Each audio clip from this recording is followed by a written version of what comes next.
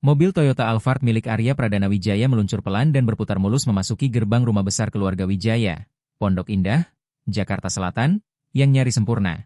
3 hari rapat di Singapura melelahkan, tetapi hasilnya manis karena laporan pemulihan perusahaan menutup angka total Rp puluhan miliar. Dan Arya Pradana Wijaya melonggarkan dasi Hermes sambil membayangkan senyum hangat Lilia Ratna Wijaya dan pelukan sambutan Selvia Paramita Wijaya.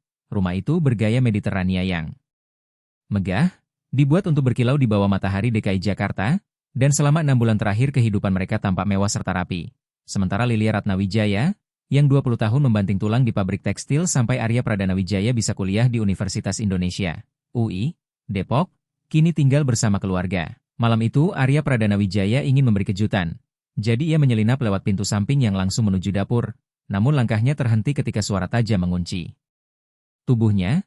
"Aku sudah bilang, jangan masak makanan menjijikan itu kalau aku ada tamu," bentak Selvia Paramita Wijaya dingin dan beracun. Satu rumah jadi bau kayak warung murahan di Glodok, Jakarta Barat. Arya Pradana Wijaya membeku di balik pilar marmer besar yang memisahkan foyer dari dapur. Tas kerjanya mendadak terasa berat, lalu terdengar jawaban lirih ibunya. "Maaf, Selvia Paramita Wijaya, aku cuma bikin sedikit soto untuk aku." Suaranya nyaris berbisik, bahasa Indonesianya terpatah. Patah oleh takut, tetapi Selvia Paramita Wijaya makin menusuk.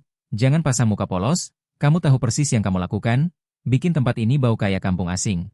Besok klub buku aku datang dan aku nggak mau mereka pikir kita tinggal di rumah kos imigran."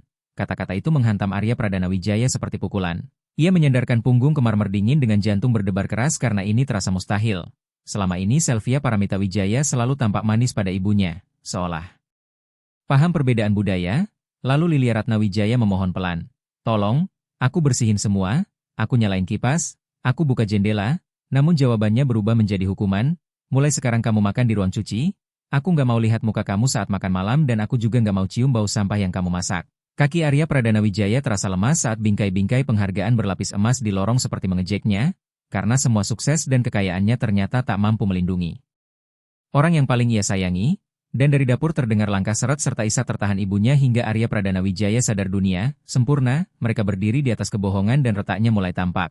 Ia tetap terpaku melihat dunianya runtuh setiap kali kalimat kejam menggema. Tas kerjanya terlepas dari jari kaku dan jatuh tanpa suara di atas karpet Persia. Lalu Selvia Paramita Wijaya menambah hinaan dengan nada jijik. "Dan satu lagi, berhenti taruh kacamata bacamu di mana-mana. Ini bukan panti jompo buat kamu nyebar barang tua di rumahku." Lilia Ratna Wijaya mencoba bertahan, "Aku simpan di kamar aku," tetapi Selvia Paramita Wijaya memotong. "Kamar kamu? Ini rumahku, ngerti? Arya Pradana Wijaya beliin buat aku, bukan buat orang tua yang hidup 30 tahun tapi masih saja susah ngomong bahasa." Tenggorokan Arya Pradana Wijaya mengencang. 30 tahun, ibunya sudah 30 tahun hidup di negeri ini. Arya Pradana Wijaya tahu ibunya sudah bertahun-tahun bekerja tanpa henti agar ia mendapat kesempatan yang tak pernah dimiliki Lilia Ratna Wijaya. Dan begitulah ternyata Selvia Paramita Wijaya membicarakannya saat ia tidak ada. "Saya berusaha nggak ganggu siapapun," bisik Lilia Ratna Wijaya dengan suara pecah. Namun Selvia Paramita Wijaya menyambar dingin. "Ya, tapi kamu gagal. Kamu tahu nggak memalukan banget pas teman-teman saya nanya, pembantu, di rumah. Lalu saya harus jelasin kalau itu ibu dari suami saya? Mereka lihat saya dengan tatapan kasihan." Suara kursi menggesek keramik membuat Arya Pradana Wijaya tersentak. Dan lewat lengkungan ia sempat melihat tubuh kecil ibunya yang membungkuk memungut mangkuk dan sepasang sumpit. Lalu Selvia Paramita Wijaya mengulang perintahnya seperti vonis, "Mulai sekarang kamu makan di ruang cuci. Saya nggak mau lihat kamu saat orang makan. Dan saya nggak mau tamu saya bertanya kenapa ada nenek Tionghoa mondar-mandir di ruang makan saya." Pikiran Arya Pradana Wijaya tenggelam ke dalam makan malam demi makan malam beberapa bulan terakhir ketika alasan manis Selvia Paramita Wijaya dulu bergaung mengejek di kepalanya. "Ibu kamu lebih suka makan lebih cepat. Sayang, katanya makan malam kita terlalu larut." "Oh, Lilia Ratna Wijaya senang punya ruang sendiri." Dia bilang lebih nyaman di kamarnya. "Kamu tahu kan keluarga Asia itu biasanya tertutup." Setiap kebohongan diucapkan dengan kepedulian yang tampak meyakinkan, seolah benar-benar paham perbedaan budaya. Sampai Arya Pradana Wijaya bahkan sempat mengagumi Selvia Paramita Wijaya karena terlihat sabar dan peka. Padahal tanda-tandanya jelas. Ibunya makin menarik diri, enggan ikut kumpul keluarga, berhenti bercerita tentang harinya, berhenti bertanya soal pekerjaannya, dan ia selalu mengira itu karena usia atau sulit menyesuaikan diri. Sekarang, melihat Lilia Ratna Wijaya menyeret langkah ke ruang cuci dengan makanan yang sedikit, Arya Pradana Wijaya teringat siapa ibunya dulu, seorang dosen sastra yang disegani di Yogyakarta, memimpin kelas berisi 40 mahasiswa dengan wibawa tenang. Fasih 3 bahasa, menulis puisi yang terbit di majalah lokal, Lalu saat pindah ke Indonesia pada usia 42, ia mengorbankan karir, bahasa, dan seluruh jati dirinya demi hidup anaknya yang lebih baik. Lilia Ratnawijaya pernah bekerja sampai 16 jam sehari di pabrik tekstil. Telapak tangannya kapalan dan sering berdarah karena tusukan jarum. Semua agar Arya Pradana Wijaya bisa masuk sekolah terbaik, belajar cukup bahasa Inggris untuk membantu PR-nya, mempelajari kebiasaan sosial yang ia perlukan agar diterima teman-temannya, dan kini perempuan itu justru bersembunyi di ruang cuci, ketakutan berada di rumah anaknya sendiri.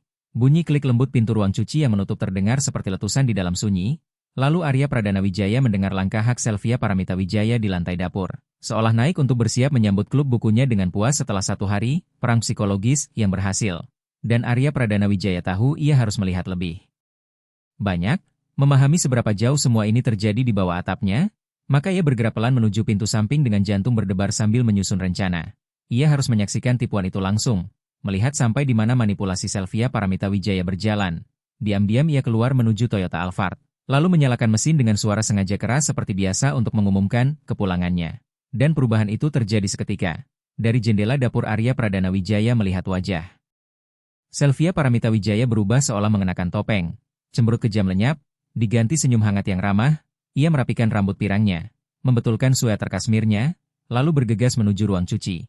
Lilia Ratnawijaya, Lilia Ratnawijaya. Sayang, Arya Pradana Wijaya sudah pulang. Suara Selvia Paramita Wijaya mendadak manis berlebihan, penuh kasih sayang palsu. Ayo, kita duduk yang enak di ruang tamu, jangan makan di belakang sini. Arya Pradana Wijaya memarkir mobil lalu berjalan pelan ke pintu depan, sengaja memberi waktu Selvia Paramita Wijaya menyelesaikan sandiwaranya. Lewat jendela foyer ia melihat istrinya menuntun ibunya dengan lembut ke sofa empuk, telapak tangan Selvia Paramita Wijaya menempel di siku Lilia Ratnawijaya seolah penuh perhatian. Nah, duduk yang nyaman ya, katanya dengan suara dibuat selembut madu sambil merapikan bantal di belakang punggung ibunya. Saya bikinin teh melati hangat yang kamu suka. Lilia Ratnawijaya tetap kaku di sofa, matanya membesar karena bingung dan takut. Ia menggenggam mangkuk soto kecilnya rat-rat, tidak tahu boleh lanjut makan atau kebaikan itu cuma jebakan lain. Tangan kasarnya bergetar halus saat melihat Selvia Paramita Wijaya mondar-mandir sigap, memainkan peran nyonya rumah sempurna. Arya Pradana Wijaya memasukkan kunci ke pintu depan dan memastikan bunyinya terdengar ke seluruh rumah. Sayang, saya sudah sampai, teriaknya tegas meski amarah membakar dadanya. Arya Pradana Wijaya, selamat datang lagi. Sayang, Selvia Paramita Wijaya berlari menyambut dengan wajah bersinar oleh kegembiraan pura-pura. Mengecup pipinya, mengambil tas kerjanya, lalu menggiringnya ke ruang tamu tempat ibunya duduk seperti burung kecil ketakutan. Lihat siapa yang nemenin saya seharian, kata Selvia Paramita Wijaya sambil merangkul pinggang Arya Pradana Wijaya. Ibu kamu dan saya habiskan hari yang indah bareng. Iya kan, Lilia Ratnawijaya? Mata Lilia Ratnawijaya bergerak cepat di antara mereka mencari jawaban yang aman. Iya, bisiknya nyaris tak terdengar, dan Selvia Paramita Wijaya melanjutkan dengan akting yang nyaris sempurna. Hari ini ibu masak soto enak banget, satu rumah jadi harum. Saya sampai bilang jangan terlalu memanjakan kita dengan masakan sana itu. Arya Pradana Wijaya menatap ibunya lekat-lekat, menangkap ketakutan yang bersembunyi di balik senyum sopannya. Ini perempuan yang dulu dihormati ratusan murid, berani meninggalkan segalanya demi masa depan anaknya. Namun kini diam, gentar. Tunduk di rumah keluarganya sendiri. Ibu bikin soto? Tanya Arya Pradana Wijaya hati-hati sambil mengamati reaksi keduanya. Iya, dia masak seharian, bohong Selvia Paramita Wijaya dengan natural. Saya sudah bilang ibu nggak perlu capek-capek. Tapi kamu tahu kan dia baik banget, selalu mikirin orang lain. Kebingungan Lilia Ratnawijaya terasa menyayat. Ia menatap Selvia Paramita Wijaya dengan pandang kosong seperti mencoba menyatukan sosok ramah di depannya dengan monster yang baru saja menyiksanya. Bagus sekali, kata Arya Pradana Wijaya hambar, pasti enak, dan justru karena semuanya tampak rapi, terlatih, meyakinkan, Arya Pradana Wijaya sadar dengan ngeri bahwa adegan ini pasti sudah berulang tak terhitung selama 6 bulan terakhir. Tiap kali memperkuat keyakinannya bahwa ibunya hanya menyesuaikan diri dengan masa tua dan Selvia Paramita Wijaya adalah istri yang sabar. Malam itu Arya Pradana Wijaya terjaga di samping tubuh Selvia Paramita Wijaya yang tertidur, napasnya tenang berlawanan tajam dengan kekacauan di kepala Arya Pradana Wijaya. Ia butuh bukti nyata atas apa yang ia saksikan. Dan tepat pukul 3 dini hari ia bangun, menuju ruang kerjanya. Merasa sistem keamanan CCTV yang ia pasang 2 tahun lalu tiba-tiba menjadi berkah. Arya Pradana Wijaya memutar rekaman CCTV sepekan terakhir, mempercepat jam demi jam rutinitas rumah sampai menemukan yang ia cari. Dan di sana Selvia Paramita Wijaya terlihat menekan Lilia Ratnawijaya di lorong, menuding dada ibunya dengan jari seperti jaksa, sementara audionya cukup jelas menangkap potongan kalimat, kamu nggak pantas di sini. Balik aja ke tempat asal kamu. Bahu Lilia Ratnawijaya semakin merosot setiap kali dihantam kata-kata itu, martabatnya dikuliti sedikit demi sedikit. Video lain memperlihatkan Selvia Paramitawijaya membuang dimsum yang dibuat Lilia Ratnawijaya dengan susah payah ke mesin penghancur sampah dapur. Sementara Lilia Ratnawijaya berdiri di ambang pintu dengan air mata menggenang, dan Selvia Paramitawijaya memuntahkan hinaan tanpa menurunkan suara. Sampah asing menjijikan, tangan Arya Pradanawijaya gemetar saat ia mengumpulkan bukti. Karena setiap video lebih mematikan daripada sebelumnya, tetapi ia tahu ia butuh lebih dari sekadar matanya sendiri. Pagi berikutnya, setelah Selvia Paramitawijaya pergi ke kelas yoga, Arya Pradanawijaya mendekati Maria Dewi Santoso, asisten rumah tangga yang sudah bekerja 3 tahun. Perempuan parubaya itu selalu ramah pada Lilia Ratnawijaya dan sering menemani ngobrol di halaman meski bahasa mereka terbatas. Maria Dewi Santoso, saya perlu tanya sesuatu yang penting, kata Arya Pradanawijaya saat menemukannya melipat pakaian di ruang cuci. Tentang ibu saya, kamu pernah lihat sesuatu yang aneh? Tangan Maria Dewi Santoso mendadak berhenti di atas tumpukan handuk. Matanya melirik cepat ke arah pintu seolah memastikan Selvia Paramitawijaya tidak mengintai. Arya Pradanawijaya, saya nggak mau bikin masalah, bisiknya tegang, dan Arya Pradanawijaya menahan napas. Tolong, saya harus tahu yang sebenarnya. Seketika bendungan emosi jebol. Suara Maria Dewi Santoso bergetar saat mengaku sudah berbulan-bulan menyaksikan kekejaman. Kalau Selvia Paramitawijaya kira kamu nggak ada, dia manggil ibu kamu pakai nama-nama yang kejam. Bilang, nenek Tionghoa itu, bilang orang kaya gitu ngambil alih negeri ini. Dia paksa Lilia Ratnawijaya makan sendirian. Dia bilang ibu kamu bau, masakannya menjijikan. Perut Arya Pradanawijaya terasa mual. Kenapa kamu nggak bilang dari dulu?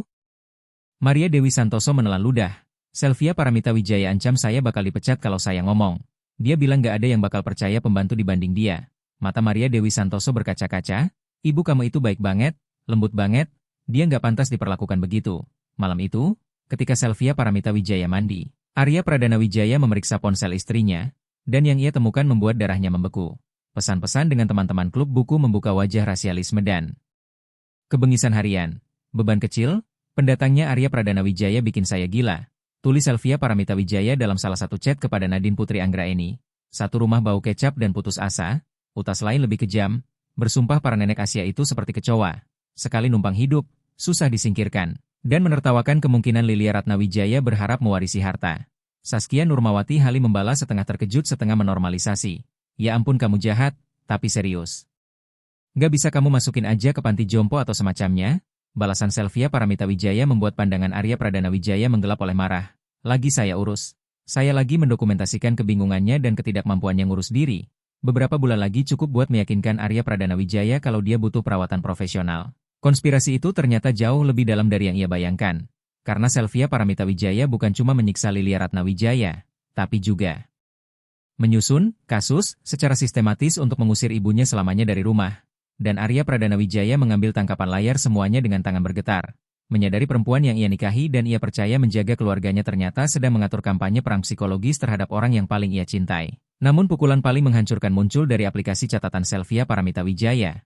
Tempat ia menyimpan daftar rinci, insiden, tentang Lilia Ratnawijaya dengan catatan yang tersusun rapi dan mencurigakan. Catatan itu berisi cerita-cerita bohong tentang kebingungan, agresif, dan tingkah laku tak pantas yang sengaja dibuat untuk menggambarkan Lilia Ratnawijaya sebagai beban sekaligus ancaman bagi dirinya sendiri. Dan Arya Pradanawijaya kian ngeri saat menyadari Selvia Paramitawijaya sudah berbulan-bulan mempersiapkan momen ini. Menimbun persenjataan kebohongan demi membenarkan rencana mengusir ibunya dari rumah. Sandiwara yang ia saksikan bukan sekadar kekejaman harian, melainkan bagian dari rancangan dingin untuk menghancurkan posisi ibunya di dalam keluarga, dan Arya Pradanawijaya tahu ia harus bicara langsung dengan ibunya. Tetapi ia juga harus paham dulu mengapa Lilia Ratnawijaya memilih diam selama berbulan-bulan disiksa seperti itu. Keesokan paginya Arya Pradanawijaya menunggu sampai Selvia Paramitawijaya berangkat ke spa rutinnya. Lalu ia menuju kamar ibunya dan menemukan Lilia Ratnawijaya duduk di dekat jendela, tangan kasarnya melipat kertas menjadi bangau kecil, kebiasaan dari masa ia mengajar yang tak pernah ia tinggalkan. Ibu, boleh saya bicara? Arya Pradanawijaya duduk di kursi sebelahnya dengan suara pelan, jari Lilia Ratnawijaya berhenti di atas kertas halus itu. Tentu, anakku, gimana perjalanan kerjamu? Arya Pradanawijaya menelan napas. Baik, tapi saya mau bicara soal ibu, soal gimana ibu menyesuaikan diri di sini. Ia menatap ibunya lekat-lekat, ibu bahagia tinggal bareng kami? Pertanyaan itu menggantung seperti pisau, mata Lilia Ratnawijaya memantulkan sesuatu. Takut dan sakit. Sebelum ia kembali melipat dengan ketenangan yang seperti sudah terlatih. Saya sangat bahagia. Selvia Paramita Wijaya baik sekali sama saya. Kamu punya rumah bagus dan hidup yang penuh keberhasilan. Saya bersyukur. Arya Pradana Wijaya condong ke depan. Ibu nggak perlu bersyukur begitu. Ini juga rumah ibu. Kalau ada yang nggak beres ibu pasti bilang. Kan? Tangan Lilia Ratna Wijaya mendadak diam total. Sesaat Arya Pradana Wijaya mengira ibunya akan runtuh dan akhirnya membuka kebenaran. Tetapi ibunya justru tersenyum. Senyum sopan. Melindungi. Senyum yang sama yang ia lihat selama bertahun-tahun ketika hidup menekan mereka. Saya nggak apa-apa. Cuma sudah tua. Kadang capek. Selvia Paramita Wijaya merawat saya dengan baik. Kebohongan itu lebih menyakitkan daripada kebenaran manapun. Karena Arya Pradana Wijaya mengenali polanya. Perlindungan. Tanpa pamrih yang selalu ibunya berikan sejak kecil. Ketika mereka diperlakukan tidak adil soal tempat tinggal ibunya bilang mereka hanya sedang mencari lingkungan yang lebih baik. Ketika orang mengejek cara bicaranya ibunya bilang mereka cuma bercanda. Ketika ia kerja 2 shift untuk biaya sekolah ibunya bersikeras ia senang tetap sibuk. Ibu, saya tahu ini berat, desak Arya Pradana Wijaya. Namun Lilia Ratna Wijaya menjawab dengan ketegasan yang mengejutkannya. Nggak apa-apa, kamu kerja keras dan kamu sudah bangun hidup yang baik. Saya nggak mau bikin masalah di pernikahan kamu. Selvia Paramita Wijaya itu istri yang baik buat kamu, dan disitulah inti dari diamnya. Bagi Lilia Ratna Wijaya, penderitaannya hanyalah harga kecil demi keberhasilan anaknya. Ia sudah lama melihat keluarga-keluarga retak karena benturan budaya dan generasi. Melihat pernikahan runtuh karena tekanan, jadi ia rela menahan semuanya demi melindungi apa yang sudah Arya Pradana Wijaya bangun. Kebahagiaan. Kamu yang paling penting. Lanjut Lilia Ratna Wijaya dengan suara makin terputus-putus oleh emosi. Saya ini sudah tua, waktu saya nggak banyak, tapi kamu masih muda dan kamu punya hidup panjang ke depan bersama Selvia Paramita Wijaya. Saya nggak mau jadi sumber masalah. Dada Arya Pradana Wijaya serasa pecah. Karena cinta ibunya begitu murni dan tak mementingkan diri sampai-sampai ia rela mengorbankan martabat, kenyamanan, bahkan hak-hak paling dasar demi menyelamatkan pernikahan anaknya, Lilia. Ratna Wijaya lebih memilih menahan sakit dalam diam daripada mengambil risiko dicap sebagai mertua ribet yang merusak kebahagiaan anaknya, dan Arya Pradana Wijaya berkata lirih namun tegas, Ibu bukan masalah, ibu keluarga saya. Lilia Ratna Wijaya menunduk, jari-jarinya kembali melipat bangau kertas sambil berbisik, keluarga itu pengorbanan. Saya berkorban supaya kamu punya hidup yang baik. Sekarang saya berkorban supaya kamu tetap punya hidup yang baik. Kata-kata itu membungkus Arya Pradana Wijaya seperti kain berkabung.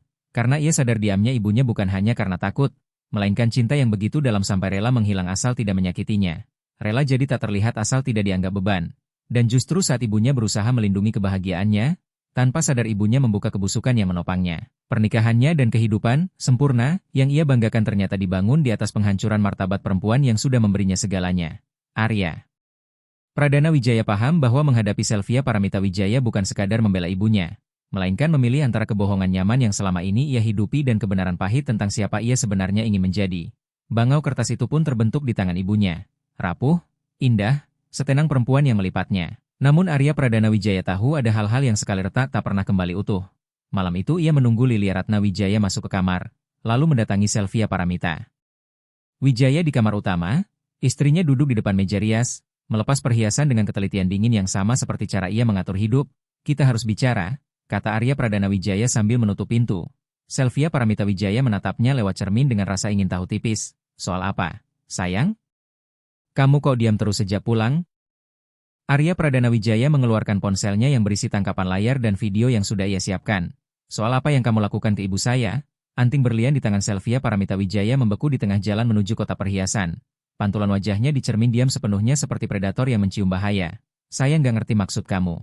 Arya Pradana Wijaya menjawab mantap meski tangannya bergetar menahan amarah. Saya punya rekaman CCTV.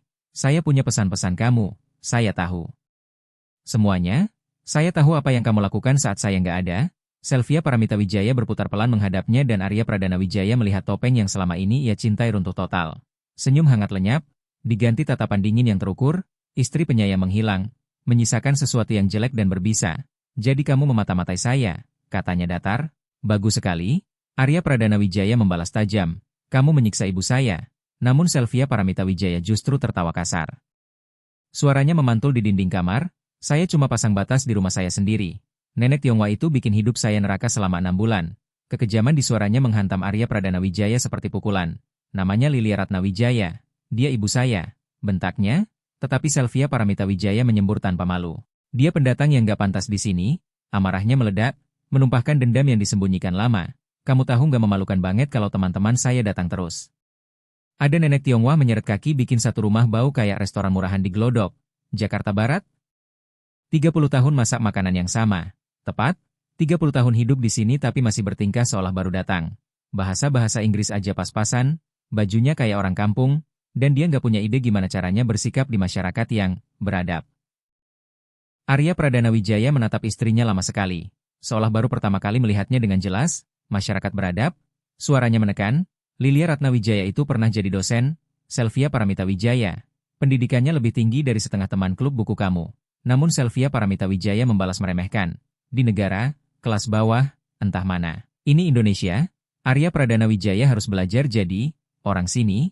Beneran atau suruh ibumu kembali ke tempat asalnya. Wajah Selvia Paramita Wijaya memerah oleh amarah, topeng yang selama ini rapi ia bangun pecah berkeping-keping. Saya sudah coba sabar. Tapi saya nggak akan biarkan rumah saya berubah jadi rumah kos pendatang. Arya Pradana Wijaya memotong, ini juga rumah ibu saya. Bukan? Bentak Selvia Paramita Wijaya sambil menghantam meja rias sampai botol-botol parfum beradu berdenting. Ini rumah saya, yang kamu beliin buat saya. Saya nggak daftar jadi perawat ibu kamu yang tua dan keras kepala, yang nggak mau menyesuaikan diri. Menyesuaikan diri? Suara Arya Pradana Wijaya makin meninggi. Dia sudah hidup di sini 30 tahun, banting tulang mati-matian supaya saya bisa dapat pendidikan yang bikin semua ini mungkin. Selvia Paramita Wijaya mencibir, dan sekarang dia masalahmu, bukan masalah saya. Saya sudah jalankan kewajiban sebagai menantu. Saya sopan, saya mengalah. Tapi saya nggak akan terima diperlakukan gak hormat di rumah saya sendiri oleh orang-orang yang nganggap kecap itu kelompok makanan. Racisme itu mengalir dari Selvia Paramita Wijaya seperti racun dari luka. Dan Arya Pradana Wijaya sadar ini bukan cuma soal ibunya, melainkan tentang semua yang sebenarnya Selvia Paramita Wijaya yakini tentang orang seperti mereka. Dengan nada kembali dihitung-hitung, Selvia Paramita Wijaya melanjutkan, saya sudah mendokumentasikan perilakunya. Kebingungan, jawaban ngawur, ketidakmampuan ngurus diri. Dia butuh penanganan profesional. Arya Pradana Wijaya, waktunya kamu akui. Dada Arya Pradana Wijaya menegang. Kamu bikin-bikin bukti supaya ibu saya bisa dimasukin ke tempat perawatan. Saya melindungi keluarga kita dari perempuan yang kondisi mentalnya jelas menurun. Balas Selvia Paramita Wijaya dingin, bukan salah saya kalau rasa bersalah budaya kamu bikin kamu nggak bisa lihat kenyataan. Sesuatu yang mendasar bergeser di dalam diri Arya Pradana Wijaya. Perempuan yang ia nikahi, hidup yang ia bangun, kesuksesan yang ia raih, semuanya berdiri di atas fondasi kebohongan dan prasangka. Jadi maksud kamu apa, Selvia Paramita Wijaya? Tanya Arya Pradana Wijaya serak, dan Selvia Paramita Wijaya berdiri tegak seperti memberi ultimatum. Maksud saya, saatnya kamu memilih. Kamu bisa punya ibu kamu, atau kamu bisa punya saya, tapi kamu nggak bisa punya dua-duanya.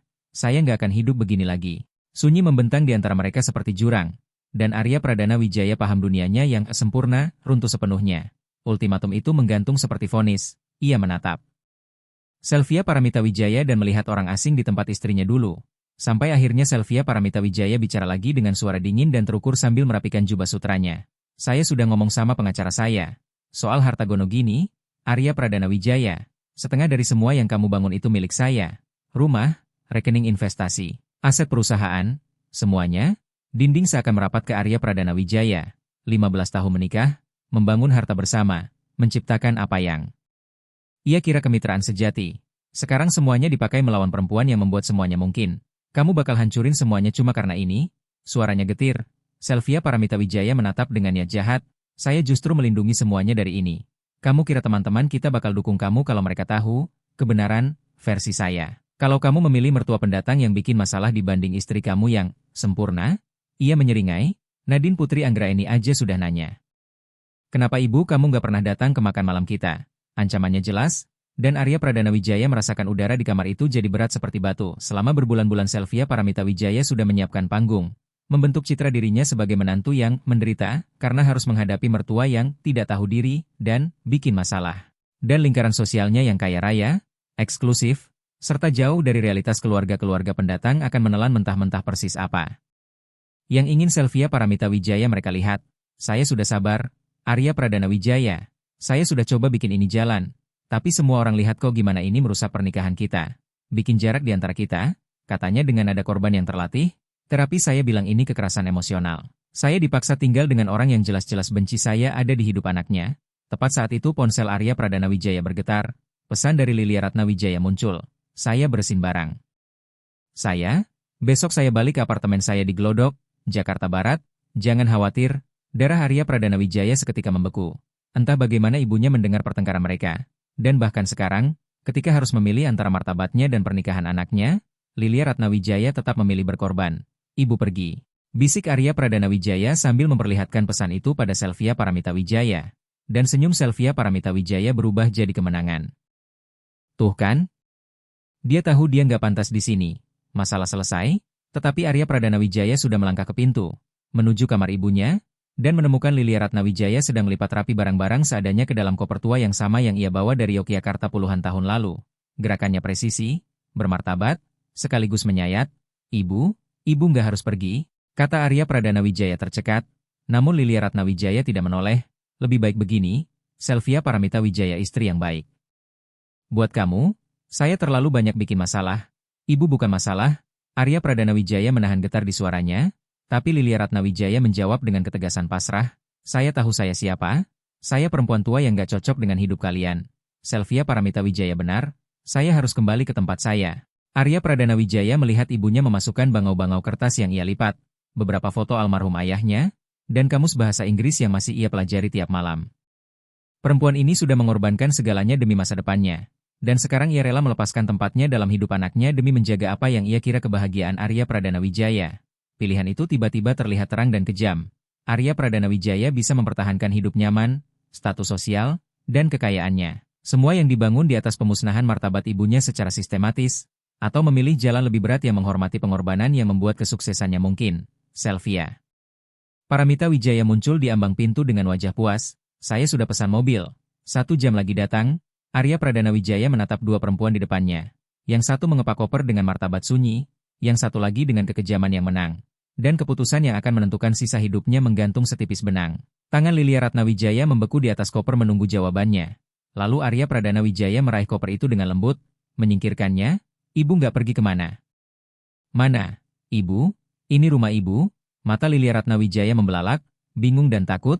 Dan Arya Pradana Wijaya berbalik ke Selvia Paramita Wijaya dengan suara tegas yang tak bisa ditawar. Tapi Selvia Paramita Wijaya yang harus pergi. Bersin barang kamu, saya mau kamu keluar dari rumah ini malam ini juga. Ekspresi kemenangan Selvia Paramita Wijaya luruh menjadi tidak percaya. Kamu serius? Kamu milih dia daripada saya? Arya Pradana Wijaya melangkah mendekat ke ibunya, menaruh tangan di bahunya sebagai pelindung. Saya memilih yang benar sebelum yang nyaman. Saya memilih perempuan yang mengorbankan segalanya demi masa depan saya. Bukan perempuan yang menghancurkannya pelan-pelan. Wajah Selvia Paramita Wijaya menegang. Suaranya tajam, kamu bakal nyesel. Topeng sopan Selvia Paramita Wijaya hancur berkeping-keping. Kamu buang semua yang kita bangun cuma demi perempuan tua pendatang yang bahkan gak pantas di negeri ini. Arya Pradana Wijaya menjawab pelan namun tajam. Dia lebih pantas ada di sini daripada kamu. Dia dapat tempatnya lewat 30 tahun kerja keras dan pengorbanan. Sedangkan kamu gak dapat apa-apa selain rasa jijik saya. Selvia Paramita Wijaya menerobos ke kamar utama. Haknya menghentak marmer dengan amarah, suara laci dibanting dan gantungan baju beradu memenuhi rumah saat ia menyumbat barang-barangnya ke koper-koper bermerek. Kamu bikin kesalahan terbesar seumur hidup. Teriaknya dari atas, milih darah daripada cinta, tradisi daripada kemajuan, kamu bakal berakhir sendirian sama perempuan tua itu, dan begitu dia mati kamu nggak punya apa-apa. Arya Pradana Wijaya merasakan tangan Lilia Ratnawijaya menyusup ke tangannya. Jari-jarinya gemetar. Maaf, bisik Lilia Ratnawijaya, saya bikin kamu kehilangan istri. Arya Pradana Wijaya menggenggamnya lembut. Ibu nggak bikin apa-apa. Ibu cuma nunjukin siapa dia sebenarnya. Saya yang seharusnya lihat dari dulu. Saya yang seharusnya lindungi ibu. Lalu Selvia Paramita Wijaya muncul di puncak tangga menyeret 2 koper. Kamu bakal nyesel milih perempuan tua itu daripada perempuan yang pantas. Begitu rekan bisnis kamu lihat kamu sebenarnya siapa. Anak manja yang gak bisa lepas dari ibunya. Kamu bakal kehilangan semuanya. Arya Pradana Wijaya menjawab. Tenang meski badai meraung di sekelilingnya. Yang saya hilangin cuma beban mati. Kata-kata terakhir Selvia Paramita Wijaya adalah racun murni. Dia nggak akan pernah jadi orang sini. Kamu juga tidak. Kalian boleh pura-pura sesuka hati, tapi kalian bakal selalu dianggap orang luar. Pintu depan dibanting begitu keras sampai lampu gantung kristal bergetar. Dan sunyi yang datang setelahnya terasa seperti sisa badai yang menghancurkan sekaligus membersihkan. Arya Pradana Wijaya menatap Lilia Ratnawijaya berharap melihat kehancuran di mata ibunya. Tetapi yang ia temukan justru sesuatu yang tak ia lihat berbulan-bulan. Kebanggaan, air mata mengalir di pipi yang keras oleh kerja, namun itu bukan air mata sedih. Anakku, bisik Lilia Ratnawijaya dengan suara pecah oleh emosi. Kamu sudah melakukan yang benar. Untuk pertama kalinya dalam 6 bulan Lilia Ratnawijaya berdiri tegak di rumah anaknya tanpa bersembunyi. Tanpa takut, Beban sunyi akhirnya luruh, digantikan kekuatan yang lahir dari rasa benar-benar dilihat dan dihargai, dan rumah itu terasa berbeda, lebih kosong, namun penuh martabat. 6 bulan kemudian rumah besar keluarga Wijaya, Pondok Indah, Jakarta Selatan, berubah menjadi sesuatu yang nyaris tak dikenali Arya Pradana Wijaya dan justru ia cintai lebih dari sebelumnya. Kesempurnaan dingin yang dulu dipaksa Selvia Paramita Wijaya lenyap, diganti kekacauan hangat sebuah rumah yang benar-benar dihuni. Dapur yang dulu seperti pajangan peralatan menganggur kini hidup. Soto Lilia Ratna Wijaya mendidih di atas kompor sementara kukusan bambu mengepul memenuhi udara dengan aroma yang menenangkan. Meja granit memamerkan noda halus kecap asin dan minyak wijen. Jejak makanan yang dibuat dengan kasih, bukan kewajiban. Arya Pradana Wijaya, makan malam hampir siap. Seru Lilia Ratna Wijaya dari dapur dengan suara yang menunjukkan kepercayaan diri yang pelan-pelan kembali selama berbulan-bulan. Arya Pradana Wijaya tersenyum sambil menutup laptopnya. Bisnisnya ternyata tetap bertahan meski dulu Selvia Paramita Wijaya meramalkan ia akan dikucilkan secara sosial. Bahkan beberapa klien menyampaikan lega secara pelan karena akhirnya ia terbebas dari perempuan yang begitu dingin itu.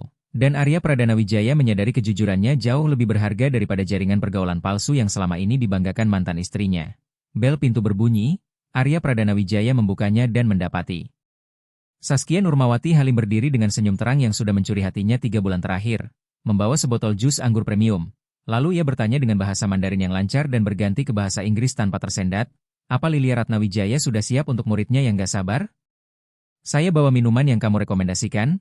Arya Pradana Wijaya memperhatikan Saskia Nurmawati Halim menyapa ibunya dengan hangat sungguhan, menanyakan kabar nyeri sendinya dengan bahasa Mandarin yang rapi sambil memuji dimsum yang mulai mendingin di nampan bambu, dan Arya Pradana Wijaya tahu inilah kasih sayang yang murni, bukan sandiwara, melainkan rasa hormat tenang dari seseorang yang melihat ibunya sebagai manusia utuh yang pantas dihargai. Setelah makan malam mereka menuju halaman belakang. Tempat Lilia Ratna Wijaya sudah menyiapkan meja kecil berisi kuas, tinta, dan kertas beras. 3 anak tetangga duduk bersila di atas bantal dengan wajah serius dan fokus sementara Lilia Ratna Wijaya membimbing tangan mereka mengikuti goresan anggun kaligrafi aksara Tionghoa. "Ingat," katanya pelan dalam bahasa Inggris, "hati-hati. Setiap karakter punya cerita. Yang ini artinya rumah. Lihat, bentuknya seperti rumah dengan keluarga di dalamnya." Arya Pradana Wijaya bersandar di kusen pintu, menatap ibunya yang kembali menjadi dirinya sendiri, mengajar lagi, membagikan budaya tanpa rasa malu dan tanpa meminta maaf, dan anak-anak dari lingkungan yang beragam itu mendengarkan dengan takzim, terpukau oleh seni yang dibuatnya terasa dekat dan indah. Saskia Nurmawati Halim menyelipkan tangannya ke tangan Arya Pradana Wijaya, membisikkan kekaguman dengan mata berbinar, dan Arya Pradana Wijaya menjawab lirih, mengakui bahwa ia hanya sempat lupa cara melihat kebahagiaan yang sederhana itu. Lalu ketika matahari tenggelam dan menyapu halaman dengan cahaya keemasan, Arya Pradana Wijaya mengerti bahwa dengan memilih kasih daripada prasangka, martabat daripada kenyamanan, ia sama sekali tidak kehilangan hidup, ia justru akhirnya benar-benar menemukannya.